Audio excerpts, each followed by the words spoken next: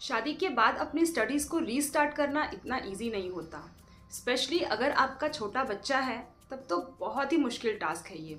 आपका mind totally divert हो चुका रहता है, घर की रिस्पॉन्सिबिलिटीज़ में फंस गई रहती हैं।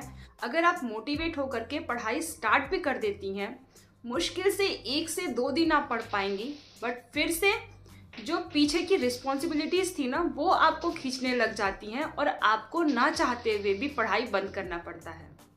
वेलकम टू स्त्री कॉर्नर। मैं हूं आपकी फ्रेंड आराधना।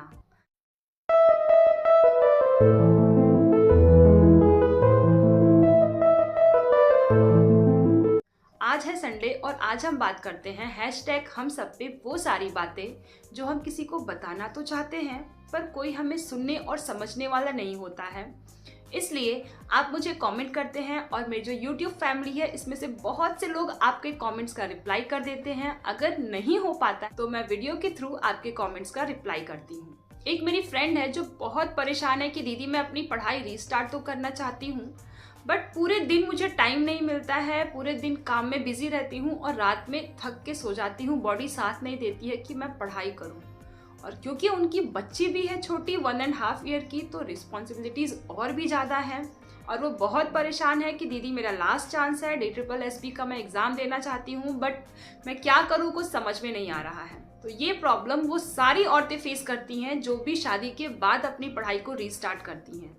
मैंने भी जब शादी के 2 साल बाद B.Ed में एडमिशन लिया था और अपनी पढ़ाई की जर्नी रीस्टार्ट की थी, तो स्टार्टिंग में आप सारी रिस्पॉन्सिबिलिटीज़ के बावजूद 1 से 2 दिन पढ़ लेंगे, बट उसके बाद जैसे ही आप बुक खोलेंगे, क्योंकि इतने लंबे टाइम पीरियड का गैपिंग हो गया है और जो ये इतनी सारी रिस्पॉन्सिबिलिटीज़ हैं ना जिनको आप बखूबी करते हुए आ रही हैं, वो सारे आपको पीछे खींचने लग जाते हैं। जैसे ही बुक खोलेंगी आपको वो सारी चीज़ें याद आने लग जाएंगी कि अरे अभी तो मुझे कपड़े डालने हैं, अभी तो मुझे कुछ गैस पे चढ़ा रखा है, अभी तो मुझे ये काम भी करना है, इनको ये देना है, इनको वो देना है। तो ये सारे काम उसी टाइम याद आएंगे जब आप बुक खोलेंगी। अगर आपने खुद को ये क्लियर भी कर लिया कि नहीं अभी कुछ काम नहीं है, मुझे पढ़ना है, मैं सारे काम करके बैठी हूँ, उसके बाद फिर आपको नींद आने लग जाएगी, क्योंकि इतने लंबे टाइम से तो आपने पढ़ाई बंद कर रखी है और आपका माइंड डाइवर्ट हो चुका है। तो बुक खोलते ही एक तो आपको नींद आने लग जाएगी, सेकंड जो ये इतने सारे काम हैं ये सारे आपको याद आने लग जाएंगे। तो अब ये तो हो गई सारी प्रॉब्लम, बट इससे छुटकारा कैसे पाना है? तो आपने मेरे वीडियोस में देखे होंगे, जब भी मैं किचन में वीडियो को शूट कर रही हूँ तो जो मेरा गैस है उसके ऊपर मैंने कोट्स लिख करके पेस्ट कर रखे हैं और सिर्फ इतना ही लिखा है कि मैं आज खुद को प्रोडक्टिव रखूंगी, ये मुझे खुद को बेवजह के कामों में नहीं फंसाना है। ये जो मेरा स्टडी टेबल है, मैं थोड़ा सा आपको कैमरा अगर हिला के दिखाऊं तो यहाँ पे भी मैंने कुछ कोट्स लगा रखे हैं जो कि मुझे ये टाइम टू टाइम याद दिलाते रहते हैं कि हाँ मुझे खुद को प्रोडक्टिव रखना है और मेरा टारगेट क्या है। रिस्पॉन्सिबिलिटीज़ तो सारी वही हैं, इन सब के बावजूद अगर हमें पढ़ाई करना है तो खुद को ये याद दिलाते रहना होगा कि अरे मुझे पढ़ाई भी करना है। क्योंकि बचपन में ना मम्मी थी जो बार बार बोलती थी कि पढ़ने बैठ जाओ, जैसे हम अपने बच्चों को बोलते हैं कि बेटा चलो पढ़ने बैठो। अब हमें कोई नहीं बोलने वाला कि आप पढ़ने बैठ जाओ या फिर चलो पढ़ लो, हम आपका काम कर लेते हैं। तो इन सारे काम के बीच में हमें पढ़ाई करनी है। तो आप ये काम कर सकती हैं कि आपका जो टारगेट है उसको लिख करके किसी भी पेपर पे आराम से, जैसे आपको लिखना हो, अगर आपको कुछ अट्रैक्टिव बनाना हो, कुछ सिंपल रखना हो, जैसे भी किसी पेपर पे लिख करके आप जहाँ पे मैक्सिमम टाइम स्पेंड करती हैं। हम सारे वीमेन मिनिमम 2 से 3 घंटे तो किचन में देते ही हैं, ज़्यादा ही देते हैं। तो आप किचन में एक पेस्ट लगा लीजिए, एक पेपर पे पेस्ट करिए अपने बेडरूम में जहाँ पे आप सोती हैं। और ये ट्रिक मैंने पहले भी बताई थी, क्योंकि हमें कोई नहीं बोलने वाला कि आप जाओ पढ़ाई करो, हम आपका काम कर रहे हैं, या फिर आप जाओ पढ़ाई करो, हम ये चीज़ें देख लेंगे। आपको सारी चीज़ें देखनी भी है और पढ़ाई भी करना है। जब आपके आंखों के सामने रहेगा तो अब फालतू के जो किचन में हम लगे रहते हैं उनमें नहीं लगे रहेंगी, जो ज़रूरी काम नहीं है उनमें हम फंसे रहते हैं उनमें नहीं फंसेंगी। वो टाइम आप बचाएंगी अपने लिए। और जाहिर सी बात है, अगर आप वो एक्स्ट्रा काम नहीं कर रही हैं तो आपकी बॉडी नहीं थकेगी। जब आपकी बॉडी नहीं थकेगी तो आप अपने टाइम को पढ़ाई में यूटिलाइज कर लेंगी। जब आप पढ़ने बैठेंगी तो आपको नींद नहीं आएगी।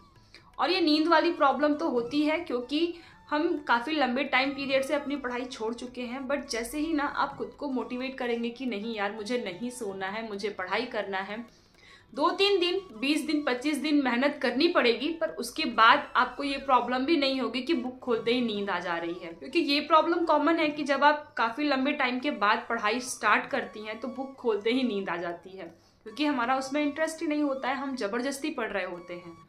तो आप ये करिए कि जब पढ़ने बैठे तो अपने पास कुछ खाने पीने वाला हल्का फुल्का लेके बैठ जाइए, पानी की बोतल लेके बैठ जाइए ताकि आप पीते रहें, उससे आपको नींद नहीं आएगी। और आपको पढ़ाई क्यों करना है, आपका जो टारगेट क्या है, उस चीज़ को डेली रात को सोने से पहले प्लीज़ रिकॉल ज़रूर करिए कि यार मुझे क्यों पढ़ना है, आप पढ़ना क्यों चाहती हैं। एंड आई थिंक हम जितनी भी औरतें हैं ना जो अपनी सेकेंड जर्नी पढ़ाई की स्टार्ट की हैं, सिर्फ इसीलिए स्टार्ट किए हैं क्योंकि हमारे डिसीजन जो है वो कोई और ले रहा है। एटलीस्ट हम अपने निर्णय तो खुद ले पाए। और ये सारी चीज़ें तभी पॉसिबल होंगी जब आपके पास आपकी शिक्षा होगी। शिक्षा से ही हर एक चीज़ पॉसिबल है। तो आई थिंक अब आपकी प्रॉब्लम का सल्यूशन मिल गया होगा। और अब सेकंड में बात करूंगी अपने इन फ्रेंड के बारे में, जो ये हमेशा और मुझे बार बार कमेंट करती हैं कि दीदी मैं मॉर्निंग में उठना तो चाहती हूँ पर मैं उठ नहीं पाती हूँ, और जब हम नहीं उठते हैं तो बाद में फिर रिग्रेट भी होता है कि यार उठे नहीं। तो पहले आप खुद को क्लियर करिए कि आपको मॉर्निंग में उठना ही क्यों है। तो देखिए, अगर आप मॉर्निंग में जल्दी उठती हैं तो आपको दूसरों के कंपैरिजन 2 घंटे ज़्यादा मिलेंगे।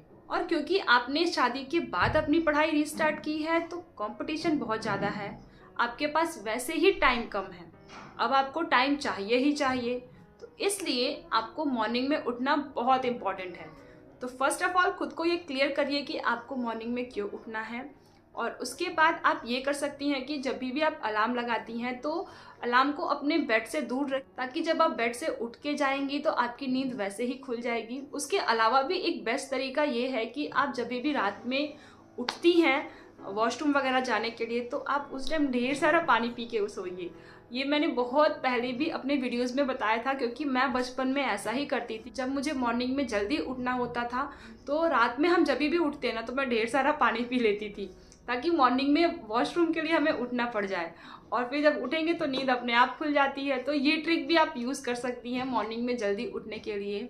ये सारी चीज़ें साइड में करिए। और देखिए, मॉर्निंग की जो नींद है वो सबको अच्छी लगती है, क्योंकि मॉर्निंग में नींद ही ऐसी आती है। बट आप एक बार मॉर्निंग में सुबह उठ के देखिए, जो चीज़ें आपको सुबह दिखाई देती हैं जल्दी उठने पे, वो आपको बाद में नहीं दिखाई देंगी। अभी आपको ये वीडियो दिखा रही हूँ, ये देखिए सिर्फ मैं ही देख पाती हूँ क्योंकि मैं मॉर्निंग में जल्दी उठती हूँ। जो लोग लेट उठ रहे हैं उनको ये व्यू नहीं दिख रहा है और ना ही इतनी शांति दिख रही है। इसके अलावा मुझे डेली के 2 घंटा एक्स्ट्रा मिल रहे हैं। जब सब लोग सो रहे हैं उस टाइम मैं जगी हूँ। तो खुद को बस ये मोटिवेट करिए कि आपको मॉर्निंग में उठना ही क्यों है। क्योंकि यार अगर आप कोई काम करना चाहते हो और वो वैसे नहीं होता है तो पूरे दिन हम फ्रस्ट्रेट रहते हैं और रिग्रेट होता है हमें कि यार हम नहीं उठ पाए, नहीं कर पाए। तो आप उठने के लिए एक तो अलार्म सेट करके अपने अलार्म को दूर रखिए। सेकंड, आप जो मैंने ये पानी पीने वाला बताया, आप ये ट्रिक यूज़ करिए, बहुत ही हेल्प करता है ये ट्रिक। आप जब भी रात में उठती हैं वॉशरूम जाने के लिए उस टाइम 1 से 2 ग्लास, 1 ग्लास नहीं 2 ग्लास पानी पीजिए, और फिर देखिए आपको 3 बजे 4 बजे आराम से नींद खुल जाएगी। और जब आप एक बार उठ जाएंगे तो अपने आप पढ़ने बैठ जाएंगे। तो ये था मेरा आज का वीडियो। आई होप आपको पसंद आया होगा। अगर आपके पास कोई भी क्वेरी होगी, कोई सजेशन होगा, तो मैं हमेशा बोलती हूँ कि कमेंट बॉक्स आप लोग के लिए ही है। और अगर आपको ऐसी कोई भी बात है जो आप मुझसे शेयर करना चाहते हैं तो हैशटैग हम सब लिख के अपनी बात कमेंट बॉक्स में बता सकते हैं। मैं फिर नेक्स्ट संडे को आपकी उन सारी बातों को डिस्कस करूँगी।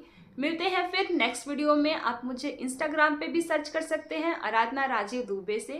तब तक अपना ख्याल रखिए और खुद को हेल्दी रखिए, क्योंकि अगर आप हेल्दी रहेंगी तो आप अपने परिवार को भी फिट और हेल्दी रख पाएंगी। मिलते हैं फिर नेक्स्ट वीडियो में।